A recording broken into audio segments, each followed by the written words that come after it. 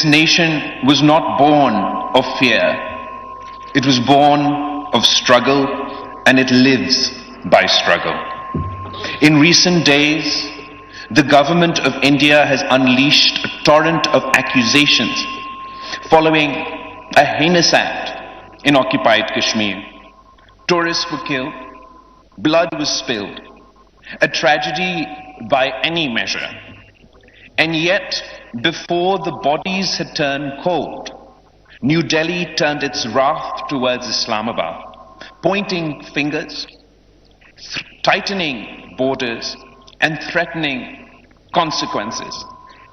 Let me make this solemn declaration before the people of Pakistan and the world.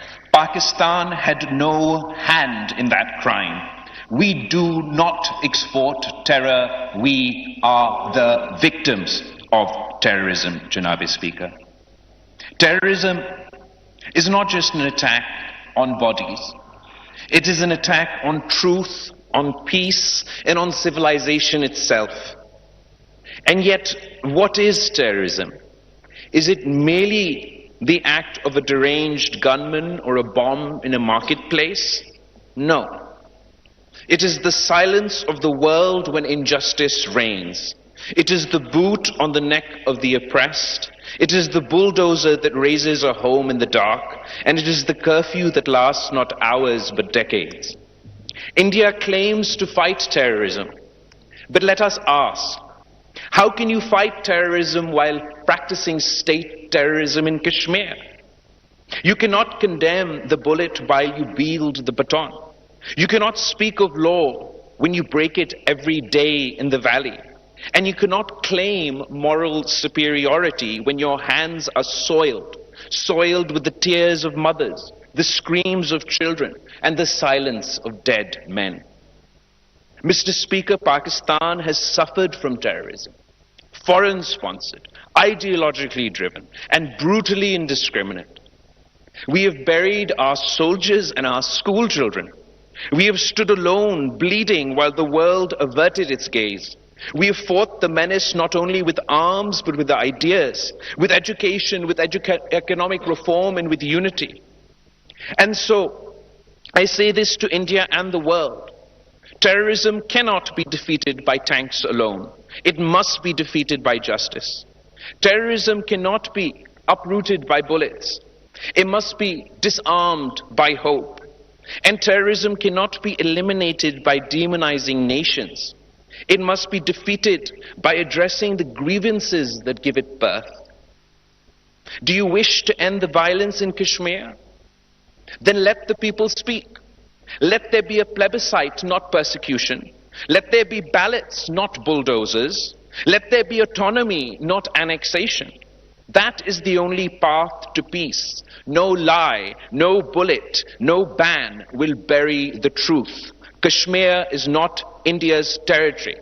It is a promise broken, a wound festering, and a people waiting. India expects 200 million people of Pakistan to account for the actions of terrorists they are still unable to name, while India has yet to account for Kulbhushan Yadav, whose name and rank within India's armed forces is on the record.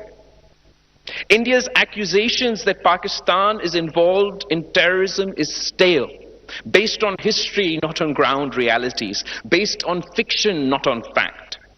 India has become the boy that cries wolf in South Asia, Mr. Speaker.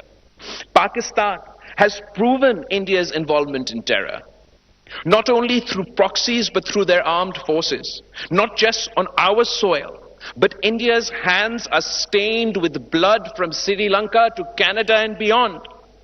India must abandon terrorism as a tool of its foreign policy.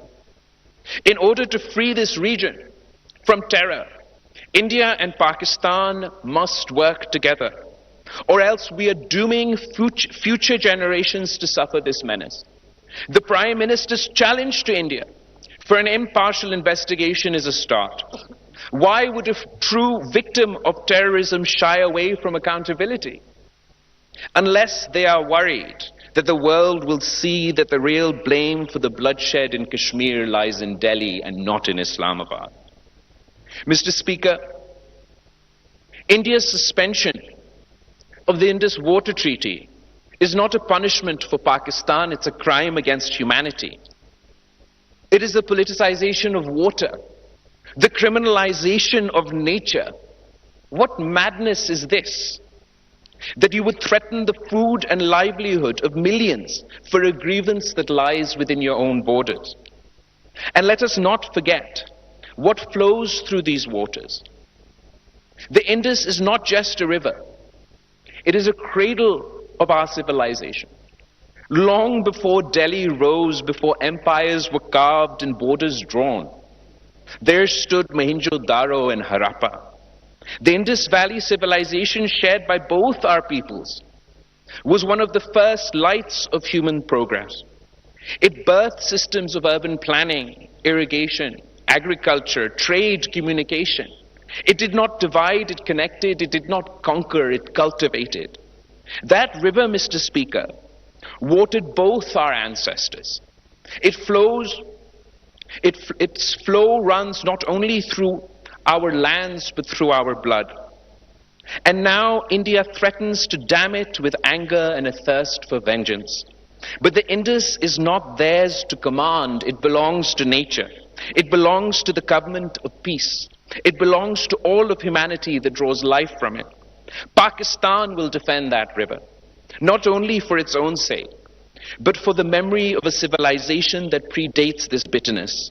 To weaponize the Indus is to betray our shared past. To uphold the treaty is to honor that ancient wisdom which taught us to share what sustains us. Let it be known you can divert rivers, but you cannot drown our will. Every drop that flows from the Indus has written in it the courage of Pakistani farmers, the sweat of our workers, and the blessing of Allah. Let no one mistake our restraint for weakness. The Pakistan armed forces are vigilant, resolute, and prepared. Our skies are guarded.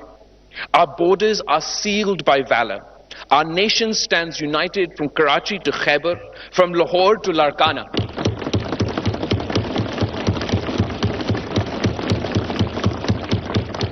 The sword we yield is only drawn when peace is threatened, but when drawn, it does not miss. And to the people of Pakistan, I say, this is not a time for despair. It is a time for resolve. We have faced darkness before and we have emerged into the dawn. Our enemies hope to fracture us, but we must stand as one, civilian and soldier, worker and scholar, Muslim and non-Muslim, Sindhi, Punjabi, Baloch, Pashtun. We are Pakistan, a single heartbeat, a single cause.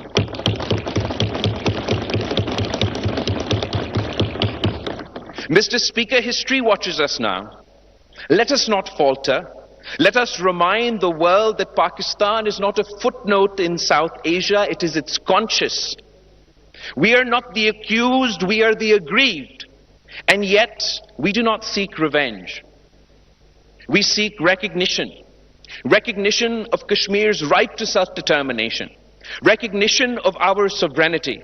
And recognition that peace must be earned through dignity, not dictated through fear. If India wishes to walk the path of peace, let them come with open hands, not clenched fists. Let them bring facts, not fabrication. Let us sit as neighbors and speak the truth. And if they do not, if they continue to howl in anger and march in madness, then let them remember the people of Pakistan are not made to kneel. The people of Pakistan have the resolve to fight not because we love conflict, but because we love freedom. It is better we die fighting than live under the yoke of oppression. However, this is not the destiny we seek for the heirs of the Indus Valley civilization. No matter which side of this man-made border we reside, for all the excavation, Mr. Speaker, at Mohenjo-daro, not one weapon has been found. How is it that we have departed so far from our roots that the very same Indus Valley is now the most armed region on earth? The truth is, war is not natural to us. It has been imposed on us generation after generation, not in the interest of our people, but in the interest of colonizing powers. It is up to both countries to free ourselves from the confines of conflict and pursue the path to peace and prosperity. So let India decide. Will it be dialogue or destruction? Cooperation or confrontation? History shall record not only their choice, but ours. And let that history show that Pakistan stood at the crossroads of provocation. That when Pakistan stood at the crossroads of provocation and principle, we chose principle. And in choosing it, we chose honor, peace, and victory. Pakistan, Zindabad.